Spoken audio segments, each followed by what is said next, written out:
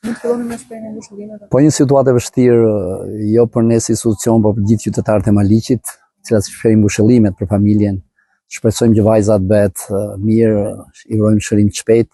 E patjetër që bashkia do jetë në mbështetje të familjes, të gjitha mundësitë që ne kemi për ta mbështetur financiarisht, por jo vetëm, kështu që patjetër do jemi çdo ditë në krah të kësaj familje, e cila jo vetëm për te, por për të gjithë ne ka qenë një situatë shumë e vështirë. Vetë qyteti sot është në një zi të plot. E ngushëlloj familjen, i jap forcë në emër të pushtetit vendor, e të shpresojmë në fundit që vajza e vogël të bëhet sa më mirë. Cila është ndihma që do të ofrojë bashkia në vazhdim? Po të gjitha shpenzimet që kanë të bëjnë me ceremoninë, por jo vetëm, do të mbulohen nga bashkia. Në lidhje me shtëpinë? Ka detyrime ligjore për te, po patjetër unë do të marr disa nisma time personale me biznese që aty të jetë ndryrja më shpejt, jetë më njëhershme dhe mos presim këto procedurat ligjore që ndonjëherë zgjatin shumë edhe kur rasti është shumë i veçantë dhe ne duhet të ndryjmë a kemi mundësi që nesër. Çfarë ndihmash ka patur më përpara kjo familje, duke qenë se ka qenë vështirësi shumë të mëdha? Po nga informacioni që unë kam, ajo ka qenë pjesë e shërbimit social që ne e qendrës komunitare që ne kemi aty.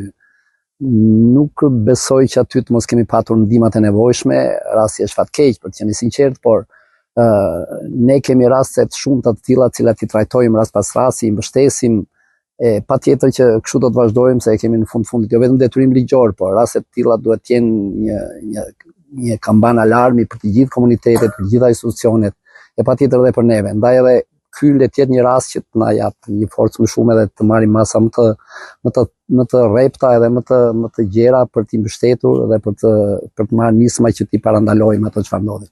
Sa ju takon dy fëmijëve që ishin të spektrit autik, si trajtoheshin ata? Çfarë ndihmë merrni?